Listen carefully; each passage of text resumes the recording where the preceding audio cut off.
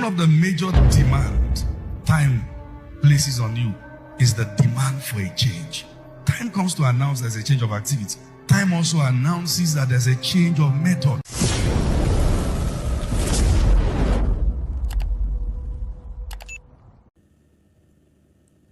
My first lesson is to teach us how to give your soul.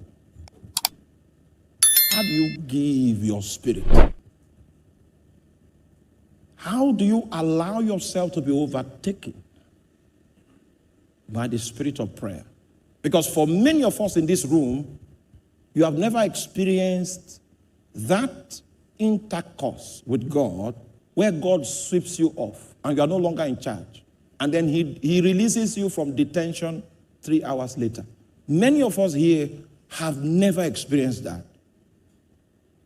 Not because you are not powerful enough. I've heard of your stories. But the problem is, you don't know how to give yourself to the spirit of prayer. Are you here?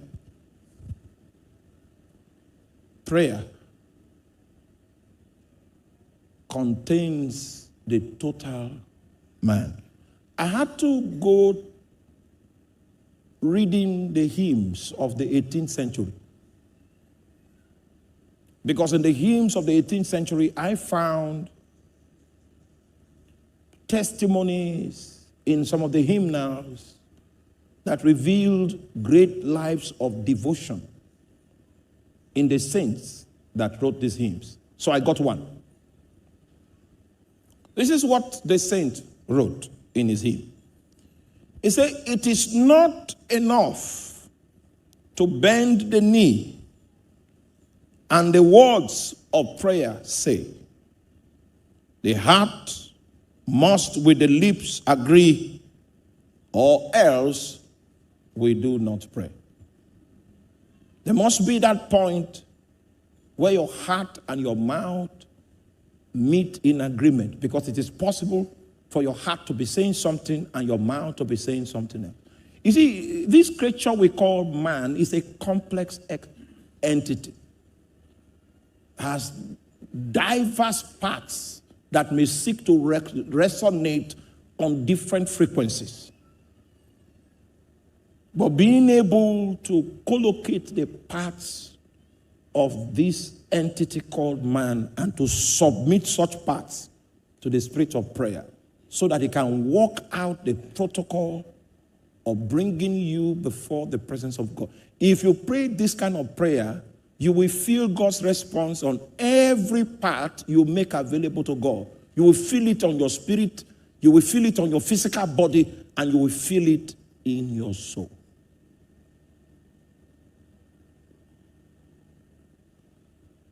How do you give yourself?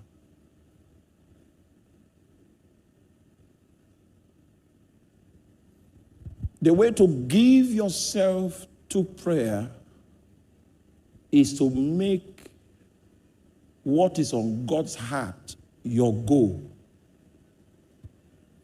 The moment your motivation for prayer is something that is self-centered, the river of prayer is not likely to overflow you. The moment what brought you to the prayer room is not in direct sync with what is on the heart of God, you have lost the opportunity to be overwhelmed by the spirit of prayer. I know that there are legitimate needs in your life and you want to talk to God about those needs. There's nothing wrong with that. But the reason why you're an intercessor is not to pray your prayers, but to pray God's prayers. So there's a time for you to pray your prayers. But the reason why you pray every day is not to pray your prayers. The reason why you pray every day must be to pray God's prayer. And when your desire in your prayer adventure is to know what is on the heart of God, then the protocol of spiritual intercourse begins because God begins to share his heart with you. And for every strand of disclosure that God makes, he sucks you into himself until there is no loose end left. You might find yourself crying and your prayers are not in words that an onlooker can pick and know what you are praying about. That's the kind of prayer that Anna was praying, and even the priest himself could not adequately judge the spiritual transaction that was taking place because it was intercourse. She felt it in her spirit, she felt it in her soul, and she mirrored it in her body. She forgot herself. And the man looked at the woman and took her for drunk. Are you still with me? So if I wake up in the morning, the reason why I woke up that morning is not because I'm smart. I woke up in the morning because God decided to show me mercy. So my day must begin with finding out, why am I here?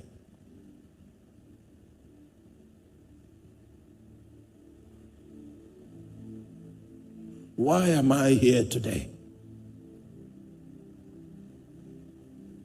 Why did I survive? Many of us trivialize waking up. But the reason why you woke up is not because of any business you are doing or the job you want to seek. God gave you breath because he is hopeful that he will find pleasure from your life that day. He is hopeful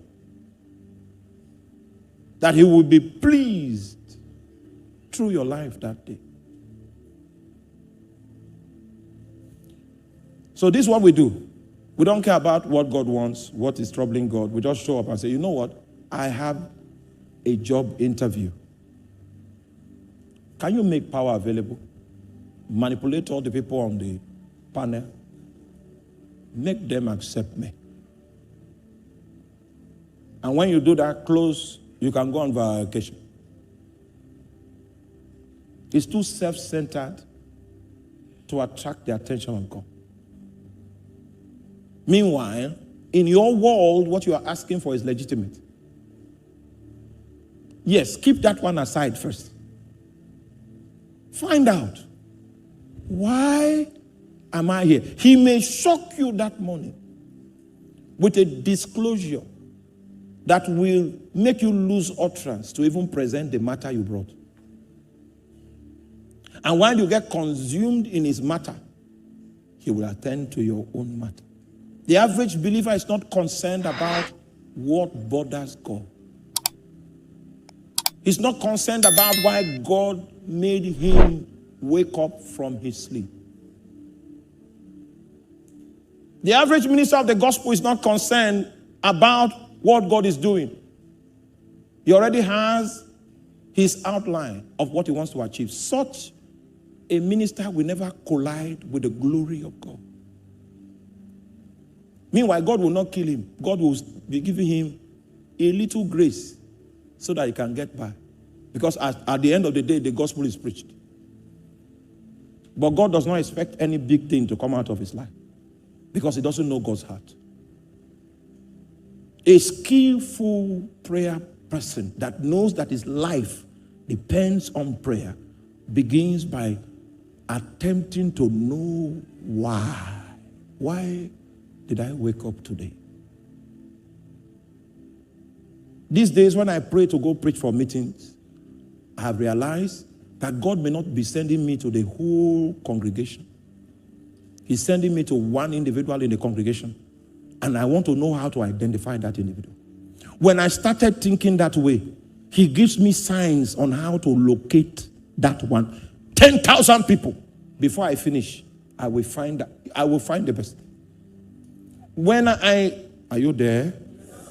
Meanwhile, the preacher that preaches a good message and everybody is charged up, he's trying. The one that knows what God wants to do, he is not trying. It is God that is using him. He's not working for God. God is using him. He's working with God. Because he labored to find out what God wanted to do. And then he made himself available to be a vessel. So God was under obligation to reveal to him what he will not reveal to someone that doesn't care about what God wants to do. So the way that man operates, you will see that God is the one walking through him. He's not just anointed. No. What he's doing is not his thing. What he's doing is what God is doing. He's walking with God. The economy of grace that will be on that man's life will be different from the economy of grace that is on the life of someone that just wants to have a good meeting, a good service. He wants to have a message so that it will not be said that on Sunday morning there was nothing to preach. Your first point of call in giving yourself in your prayer processes is desiring to know what is on the heart of God. Do you know that when you begin to ask God, what is troubling you? He will not believe that you are serious for a long time. He will not respond. And you keep asking him, that's why I came. I don't have any other prayer point. It's just to find out about you. How are you doing? Are you okay? Is there any problem? Then he will take you to a place, a secret place. A place where normal people are not found. Then he will show you one thing. That thing he will show you will glue on your heart. It will become a burden. It is standing on your heart by spiritual power, by spiritual means. When God, in response to the fact that you want to know what is upon his heart, puts a burden upon you, that burden becomes the license that affords God the opportunity to draw you and to suck you into his realm anytime you stand before him. With your intention to know God, it's not enough to know God. No one can know God if God doesn't want you to know him. No.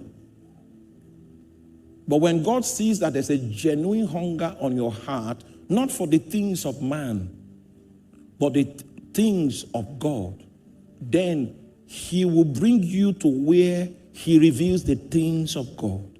It's a chamber in his spirit. Are you there? Oh, you are not there? Just one burden on your heart can take you for 25 years.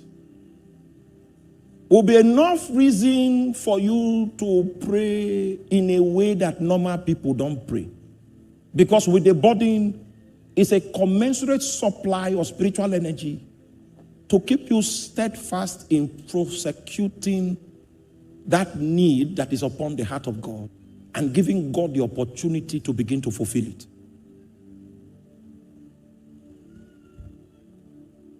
So I've decided not to stay in the outer court. So for many years I was asking God, what is on your heart? What is troubling you now? That was when the Lord told me that falsehood will reach a peak in your lifetime. And because you have asked me, I will recruit you to be one of the foot soldiers I will use against the spirit of deception. Are you there? From the day the Lord said that to me, he removed me from the general pool of ministers and brought me to a place where he shows me the deception that Satan is about to hash. And when you see how vicious it is and how many people it will influence, nobody will ask you to pray. The burden will become your invitation into that place where prayers are made. Are you there? If you have not entered into this exclusive group, your prayer life and your Christian life will look like the average Christian life in your generation.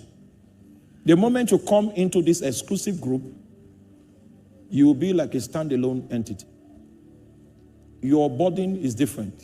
Your style is different. Your emphasis is different. Even though people may not like you, you even receive energy from their hatred. Because what is driving you is not on social media.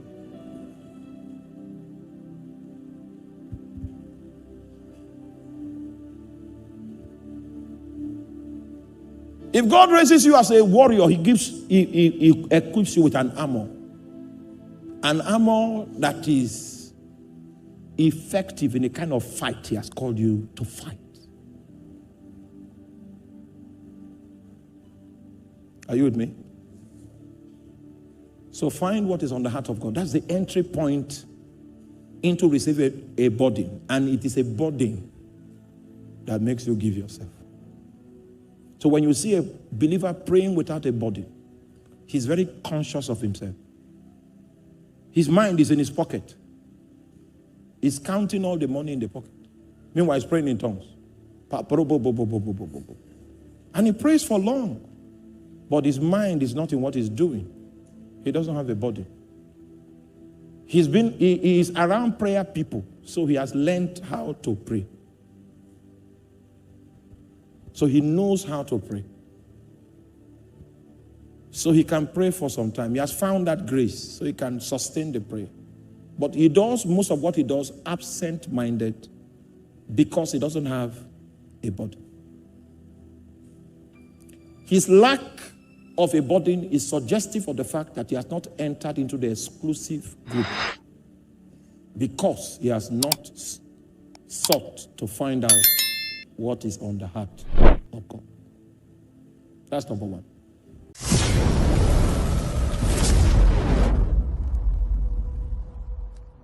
One of the major demand time places on you is the demand for a change.